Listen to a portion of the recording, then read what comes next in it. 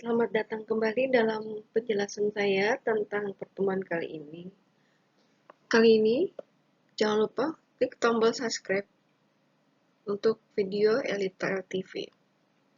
Saya akan membahas tentang koordinasi dan tentang manajemen pada pertemuan ini. Mari sama-sama menyimak, mendengarkan, dan mempelajari apa itu koordinasi dan tentang manajemen. A. Koordinasi. Koordinasi atau coordination adalah proses pengintegrasian tujuan-tujuan dan kegiatan-kegiatan pada satu satuan yang terpisah. Terpisah ini bisa diartikan sebagai departemen atau bidang-bidang fungsional suatu organisasi untuk mencapai tujuan organisasi secara efisien.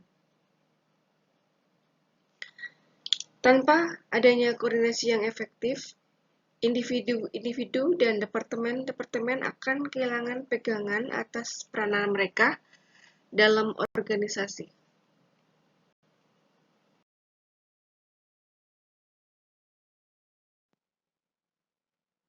Kebutuhan akan koordinasi tergantung pada sifat dan kebutuhan komunikasi dalam pelaksanaan tugas dan derajat saling ketergantungan bermacam-macam satuan pelaksanaannya. Menurut James D. Thompson dalam buku Handoko, ada 3 macam saling ketergantungan di antara satu satuan organisasi, yaitu 1. Saling ketergantungan yang menyatu, dalam hal ini adalah polite interdependence. 2. Saling ketergantungan yang berurutan, dalam hal ini ada sequential independence. 3. Saling ketergantungan timbal balik, dalam hal ini adalah reciprocal interdependence.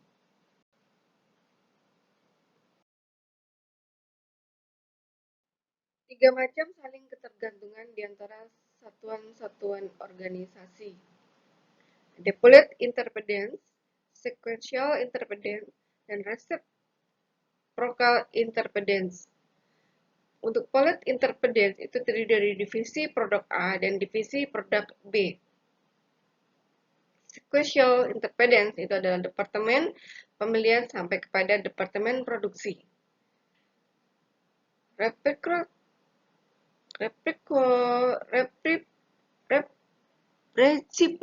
ya. Di sini bukan reciprocal interdependence, ini adalah bagian peliharaan sampai ke bagian operasi, kemudian dari operasi sendiri kita ke bagian peliharaan dan siklusnya berlangsung terus dalam reciprocal interdependence.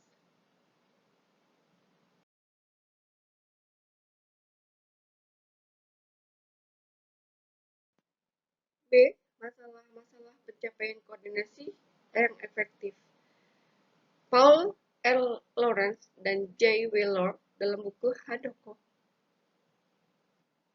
telah mengupakan 4 tipe perbedaan dalam sikap dan cara kerja di antara bermacam-macam individu dan departemen-departemen dalam organisasi yang mempersulit tugas mengkoordinasikan bagian-bagian organisasi secara efektif, yaitu 1.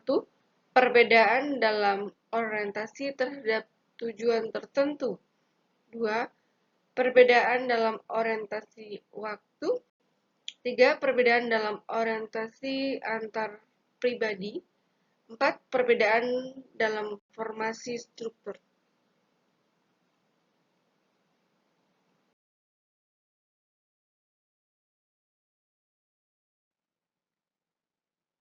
Satu, perbedaan dalam orientasi terhadap tujuan itu sama dengan para anggota dari departemen yang berbeda mengembangkan pandangan mereka sendiri tentang bagaimana cara mencapai kepentingan organisasi yang baik. Contoh, bagian akuntansi melihat pengendalian biaya sebagai faktor paling penting mencapai sukses organisasi. Bagian pemasaran mengupakan desain produk sebagai yang paling esensial. 2. Perbedaan dalam orientasi waktu itu sama dengan manajer produksi yang lebih memperhatikan masalah yang harus dipecahkan secara segera ya, dengan dalam kurun waktu jangka pendek. Bagian penelitian dan pengembangan lebih terlibat dengan masalah jangka panjang.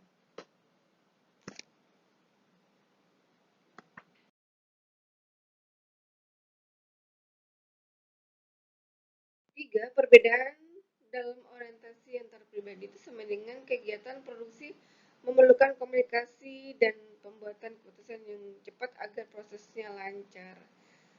Sedangkan bagian penelitian dan pengembangan mungkin dapat lebih santai ya, dan setiap orang dapat mengungkapkan pendapat dan berdiskusi satu dengan yang lain. 4. Perbedaan dalam formalitas struktur ini sama dengan setiap tipe satuan dalam organisasi ini mungkin mempunyai metode dan standar yang berbeda untuk mengevaluasi program terhadap tujuan dan untuk balas jasa bagi karyawan. Di Departemen Produksi, kuantitas dan kualitas diawasi secara ketat. Proses evaluasi dan balas jasa dilakukan formal. Dalam Departemen Personalia, standar pelaksanaan dapat lebih longgar ya. Sementara karyawan ini dievaluasi kualitas kerjanya selama periode tertentu.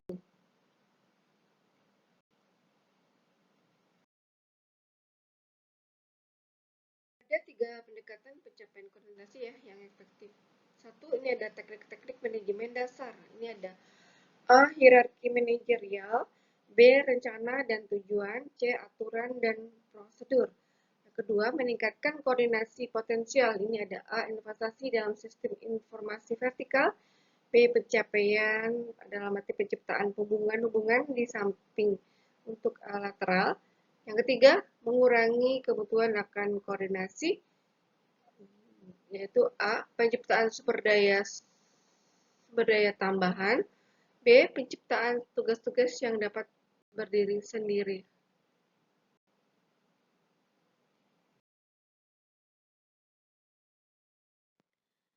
Tiga mekanisme pengkoordinasian dengan teknik dasar. 1. Hierarki manajerial itu sama dengan rantai perintah ya, di mana aliran informasi dan kerja, wewenang formal, hubungan tanggung jawab, dan akuntabilitas yang jelas dapat menumbuhkan integrasi bila dirumuskan secara jelas serta dilaksanakan dengan perubahan yang tepat.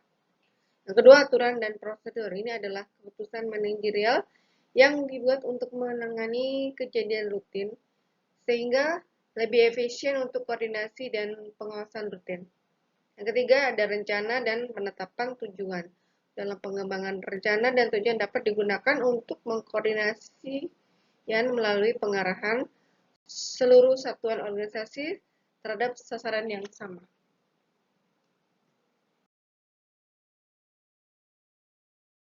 Meningkatkan koordinasi potensial ini satu sistem informasi vertikal, di mana adalah peralatan melalui mana data disalurkan melalui tingkatan-tingkatan organisasi. Yang kedua, hubungan-hubungan latar. Ini melalui pemotongan rantai perintah. Hubungan lateral ini membiarkan informasi dipertukarkan dan keputusan dibuat pada tingkat hierarki di mana informasi yang dibutuhkan ada. Ada beberapa hubungan lateral seperti kontrak langsung antar individu, panitia, dan satuan tugas.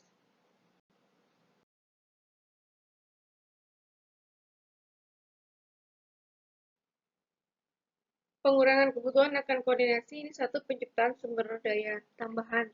Ini sama dengan memberikan kelonggaran ya bagi satuan kerja, ada penambahan tenaga kerja, bahan baku, waktu, tugas diperingan, dan masalah yang timbul berkurang. Yang kedua, penciptaan tugas yang dapat berdiri sendiri ya. Ini dengan mengurangi kebutuhan koordinasi dengan mengubah karakter satuan organisasi. Kelompok tugas yang berdiri sendiri ini diserai suatu tanggung jawab ya, yang penuh dengan salah satu organisasi operasi, dan ini adalah perusahaan.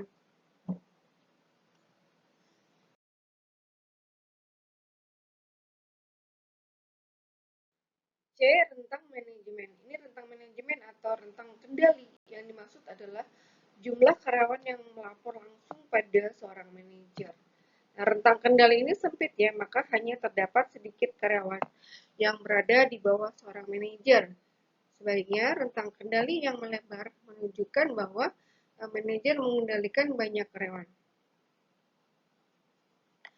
Keputusan tentang rentang kendali adalah menyangkut apakah organisasi akan lebih efektif apabila rentang kendalinya itu lebar atau sempit.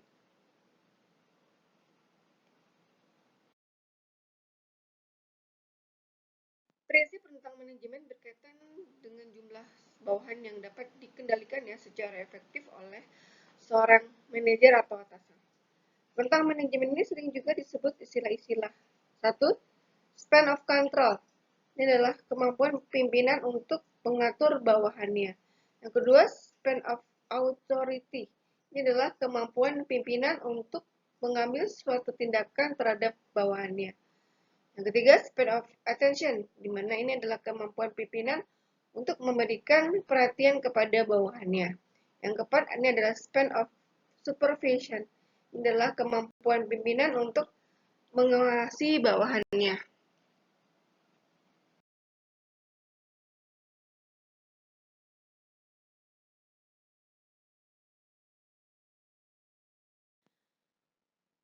Berapa jumlah rentan yang ideal? Nah, ini ada dua alasan ya. Ada dua alasan utama. Mengapa penentuan rentang manajemen ini yang tepat adalah penting? Satu, rentang manajemen ini mempengaruhi penggunaan efisien dari manajer dan pelaksanaan kerja efektif dari bawahan mereka. Ini terlalu melebarnya rentangan dapat berarti bahwa manajer itu harus mengendalikan jumlah bawahan yang besar ya, sehingga menyebabkan tidak efisien. Rentangan yang terlalu sempit ini dapat menyebabkan manajer tidak digunakan sepenuhnya.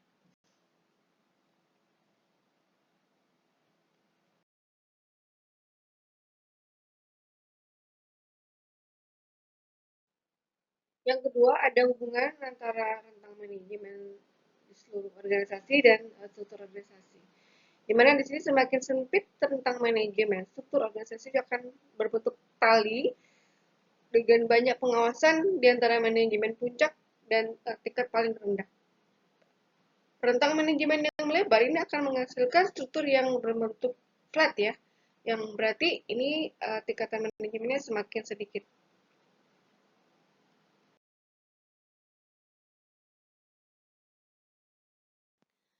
Meskipun bermaksud menemukan jumlah yang pasti, jumlah rentang manajemen yang ideal, tetapi tidak ada jumlah yang mutlak yang dapat ditentukan karena tergantung pada banyak variabel seperti biasanya besarnya organisasi ya. Ada teknologi, ada spesialisasi, kegiatan rutin, tingkatan manajemen, dan sifat pekerjaan lainnya. Henry Fayol ini merupakan jumlah maksimum yang dapat dikendalikan oleh setiap pengawas produksi dalam organisasi adalah 20-30 karyawan. Sedang pada setiap kepala pengawas ini hanya dapat mengawasi hanya 3 atau 4 pengawas produksi saja. Nah, ada pendapat lain menyatakan jumlah rentangan antara 3-8 bawahan dan sebagainya.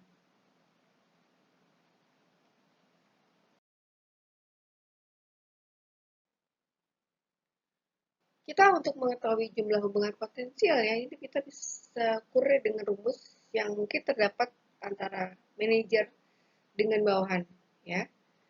Dimana ini hubungan potensialnya punya rumus R sama dengan N dikali hasil dari 2 pangkat N dibagi 2 ditambah N min 1. Ya. Keterangannya di sini R adalah sama dengan jumlah hubungan. N ini adalah jumlah bawahan yang ditugaskan pada kelompok komando manajer.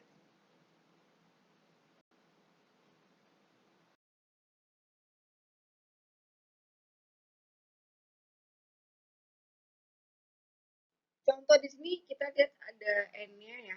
N-nya itu jumlah bawahannya 3 orang. Ya. Maka terdapat hubungan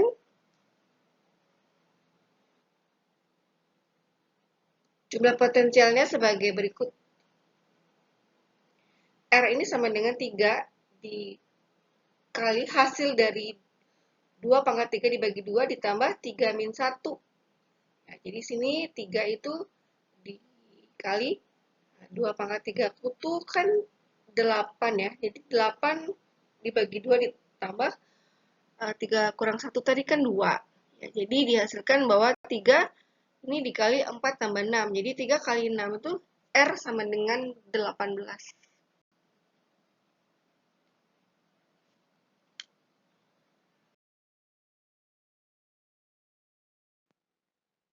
Alasan digunakan rentang manajemen yang melebar ini, satu, mengurangi kecepatan waktu penyebaran informasi dari atas ke bawah.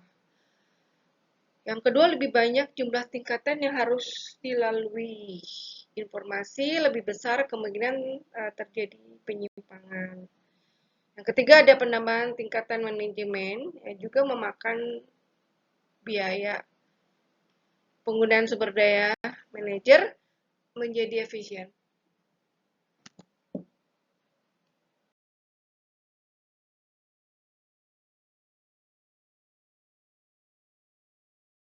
Alasan digunakan rentang manajemen yang menyempit ini, satu, moral dan produktivitas karyawan ini akan meningkat. Yang kedua, ada rentangan yang terlalu melebar. Berarti manajer tidak dapat menjalankan fungsinya dengan efektif dan mencurahkan perhatiannya kepada seluruh bawahan secara personal. Yang ketiga, ada koordinasi perkembangan. Baik, karena setiap individu harus mengelola fungsi sendiri ya, dan dengan bantuan minimum dari atasan.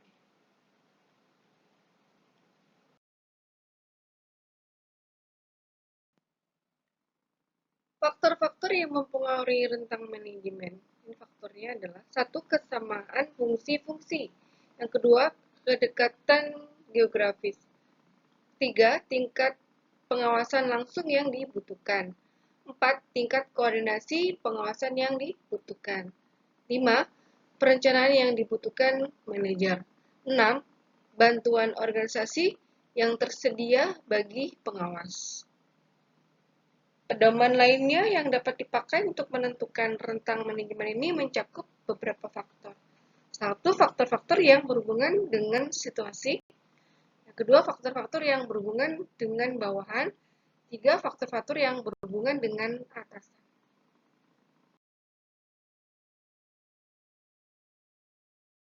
Faktor-faktor yang mempengaruhi rentang manajemen ini adalah satu, kesamaan fungsi-fungsi. Ini adalah semakin sejenis fungsi yang dilaksanakan oleh kelompok kerja, rentangan semakin melebar.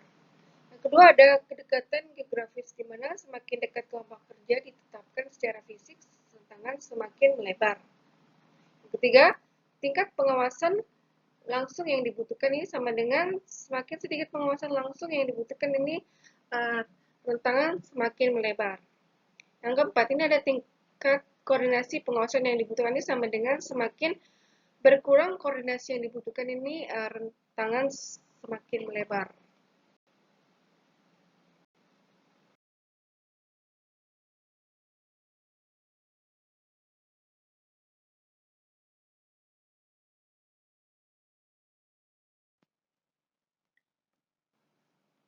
Lima, perencanaan yang dibutuhkan manajer itu sama dengan semakin sedikit perencanaan yang dibutuhkan, maka rentangannya semakin melebar.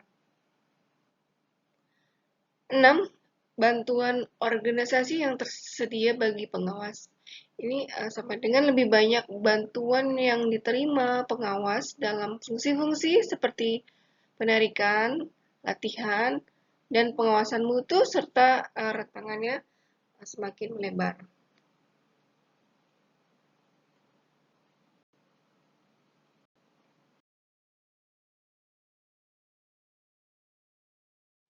Pedoman lainnya yang dapat dipakai, di sini ada pedoman ya, yang dapat dipakai untuk menentukan rentang manajemen ini mencakup beberapa faktor. Satu, faktor-faktor yang berhubungan dengan situasi. Rentang manajemen dapat relatif melebar bila A. Pekerjaan bersifat rutin. B. Operasi-operasi stabil. C. Pekerjaan bawahan sejenis. D. Bawahan dapat bekerja tidak tergantung satu dengan yang lain. E. Prosedur-prosedur dan metode-metode ini dibuat secara baik dan telah diformalisasi. F. pekerjaan tidak membutuhkan tingkat pengawasan yang tinggi.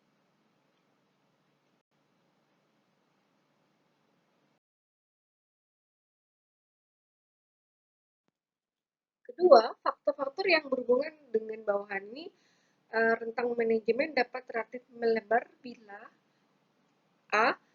Bawahan adalah terlatih. Nah, baik untuk pekerjaan yang tertentu. Yang ke B, ini bawahan lebih senang bekerja tanpa pengawasan yang ketat.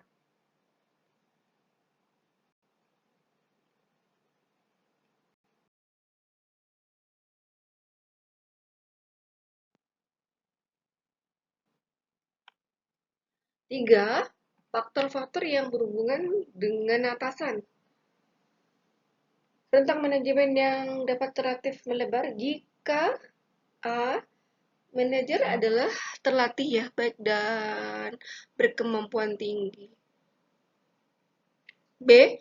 Manajer menerima bantuan dalam pelaksanaan kegiatan-kegiatan pengawasannya. C. Manajer tidak mempunyai kegiatan-kegiatan tambahan lama pengawasan dilaksanakan. D. Manajer lebih menyukai gaya pengawasan yang lepas daripada ketat.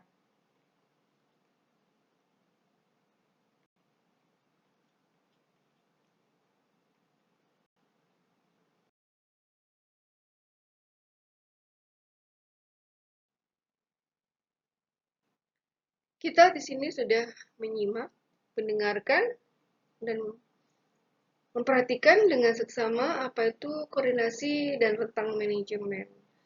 Dalam slide ke-27 ini, saya mengucapkan terima kasih yang menyimak sampai akhir, dan terima kasih yang sudah mengklik tombol subscribe Dalita TV. Pastikan klik tombol subscribe dan notifikasi lonceng. Terima kasih, sampai ketemu di materi-materi lainnya yang lebih menarik dan pastinya lebih jelas materi-materi yang lainnya juga. Terima kasih.